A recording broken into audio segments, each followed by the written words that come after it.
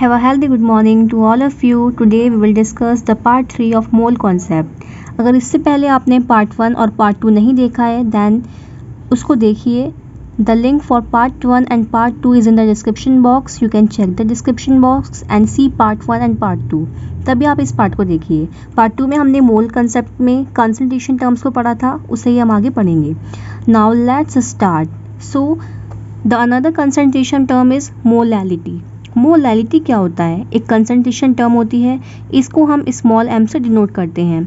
Molality is number of moles of solute is divided by weight of solution in kg. यानी कि solute का जो भी हम मोल्स ले रहे हैं, यानी कि जो हम डाल रहे हैं किसी भी सॉल्वेंट के अंदर, उसका सॉल्यूट का मोल और जो पूरा सॉल्यूशन हमारे पास तैयार हुआ उसका वेट हमें किस में लेना है? किलोग्राम में लेना है. अगर हम ये फॉर्मूला अप्लाई करते हैं देन हमारे पास मोलैलिटी आ जाती है. Okay, now let's come to normality. Normality भी एक अगेन कंसंट्रेशन टर्म है, इसको हम कैपिटल N से डिनोट करते हैं. देखिए इसका फॉर्मूला क्या है. Normality is number of gram equivalent weight is divided by volume of solution in liters. यानी कि number of gram equivalent weight को अगर आप solution की वॉल्यूम से डिवाइड कर देते हैं, ध्यान रखिएगा कि आपको solution लीटर्स में लेना होगा. जो आप न्यूमेरिकल्स करते हैं उसमें ml में हो सकता है, dm क्यूब में हो सकता है, बट हमें उसको लीटर में करना है. तो नंबर ऑफ ग्राम इक्विवेलेंट क्या होते हैं? नंबर ऑफ ग्राम इक्विवेलेंट का फॉर्मूला होता है given mass divided by equivalent mass.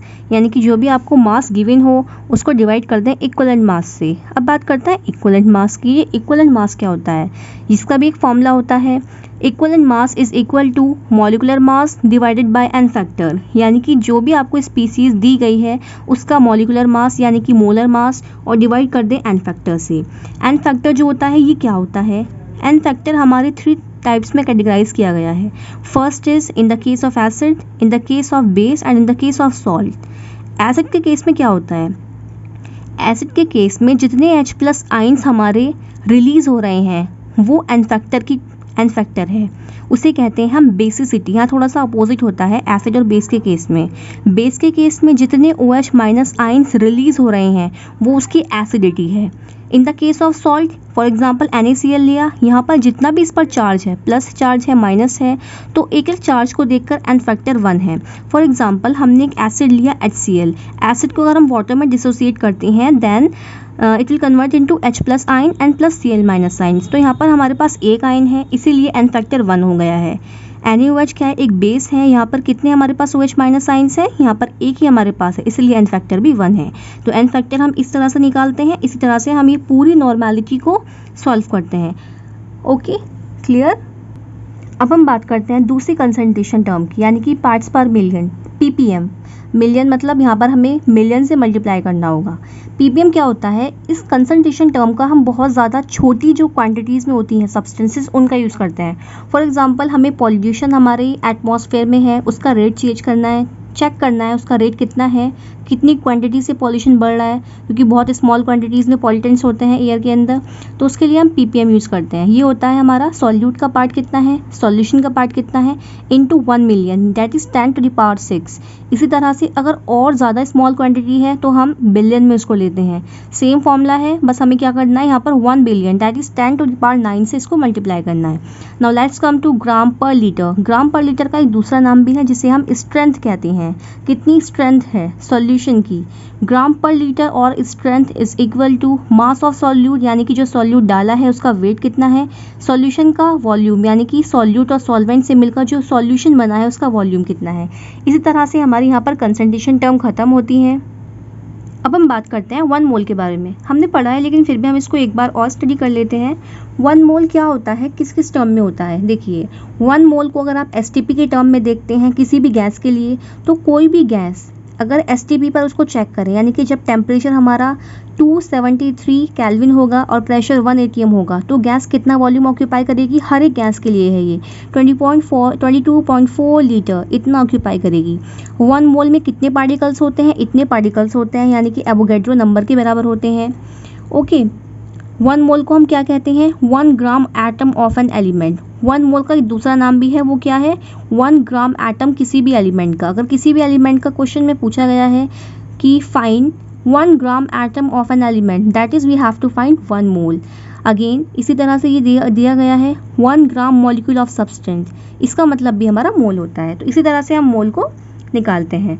Now let's come to what is chemical bond. हमने पहले भी पढ़ा था केमिकल बॉन्ड्स क्या होते हैं, रीअरेंजमेंट ऑफ एटम्स, एटम्स को रीअरेंज करना केमिकल बॉन्ड।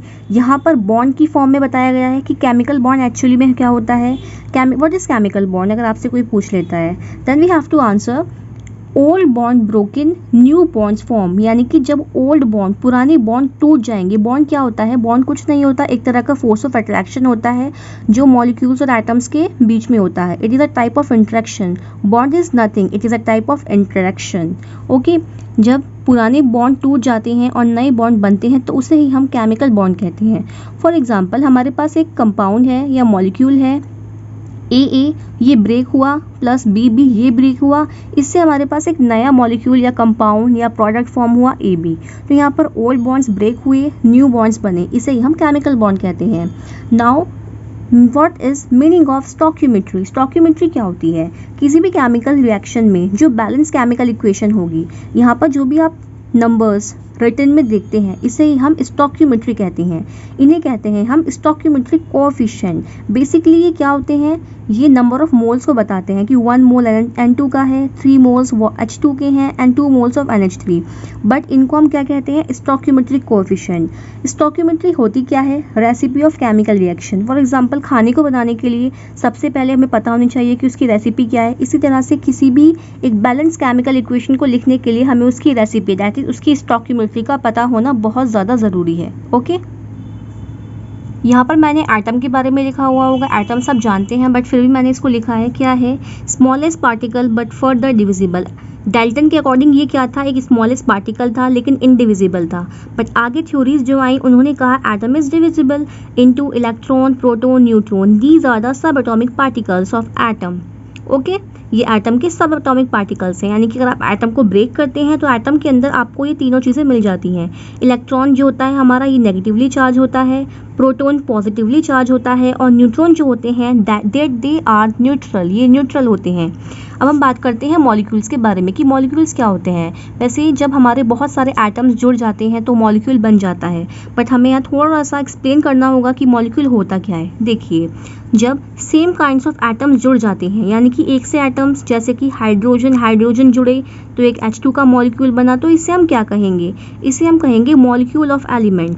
लेकिन जब डिफरेंट एटम्स जुड़े, फॉर एग्जांपल हमारे पास हाइड्रोजन एटम है, ऑक्सीजन एटम है, ये आपस में जुड़ गए तो इसे हम मॉलिक्यूल तो कहेंगे, बट ये क्या कहलाएगा, मॉलिक्यूल ऑफ कंपाउंड। एक कंपाउंड का मॉलिक्यूल होगा ये। ओके, ये होगा मॉलिक्यूल ऑफ एलिमेंट और ये होगा मॉलिक्यूल ऑफ कंपाउंड। ये इन दोनों में डिफरेंस है, दोनों ही मॉलिक्यूल हैं लेकिन ये एक एलिमेंट का मॉलिक्यूल है और ये कंपाउंड का मॉलिक्यूल है। एलिमेंट क्या होता है, molecules made up of same type of atoms. जब बहुत सारे एक जैसे एटम्स आपस में मिल जाते हैं तो उसे क्या कहते हैं, हम एलिमेंट कहते हैं। जो मॉलिक्यूल सेम तरह के एटम से बना होता है उसे एलिमेंट कहते हैं।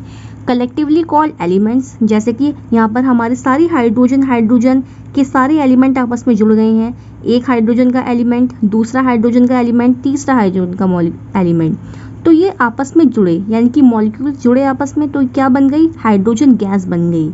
ऐसे ही अब हम बात करते हैं कंपाउंड के बारे में। कंपाउंड क्या होता है, molecules made up of different type of atoms. अलग अलग एटम से जो मॉलिक्यूल बनता है वो कंपाउंड होता है, यानी कि कलेक्टिवली कॉल्ड कंपाउंड। जैसे कि यहाँ पर एक मॉलिक्यूल वाटर का है, दूसरा भी मॉलिक्यूल वाटर का है, तीसरा भी मॉलिक्यूल वाटर का है, सब आपस में जुड़ गए तो क्या बन गया, पानी बन गया। डेट इज हमारे पास एक कंपाउंड आ गया वाटर का, तो इसे हम कंपाउंड कहते हैं। ये क्लियर हुआ। अब हम बात करते हैं why we use carbon 12 to calculate mass of all elements, यानी कि कार्बन 12 को ही हम क्यों यूज़ करते हैं एलिमेंट के जो हमारे पास मास होता है उसको कैलकुलेट करने के लिए। फॉर एग्जांपल हमने पीछे पढ़ा था कि 1 AMU में क्या होता है, 1/12 ऑफ कार्बन 12 मास।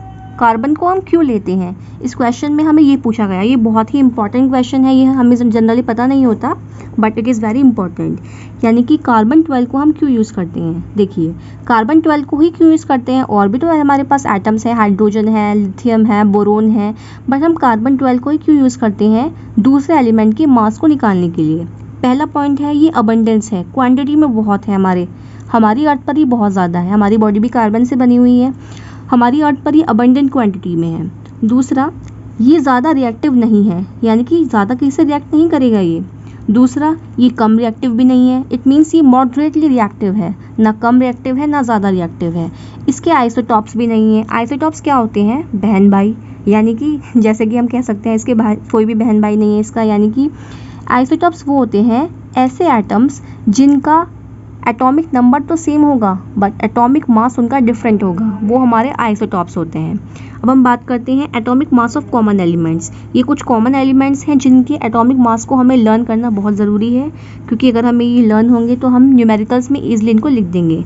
ये देखिए कुछ एलिमेंट्स हैं, hydrogen, helium, lithium, beryllium, carbon, nitrogen, oxygen, fluorine, neon, sodium, magnesium, aluminium, silicon, phosphorus, sulphur, chlorine, potassium, calcium, krypton, chromium, manganese, iron, copper, zinc, bromine, silver, barium, mercury, plumbum. ये आपको learn होने चाहिए। अगर आपको ये learn होंगे तो आप इजीली इनको न्यूमेरिकल्स में यूज़ कर सकते हैं। So you have to learn all the masses, atomic masses. Okay, अब हम बात करते हैं molecular mass of common acids, bases and salts, यानी कि मॉलिकुलर मास क्या होता है? एटॉमिक मास का सम।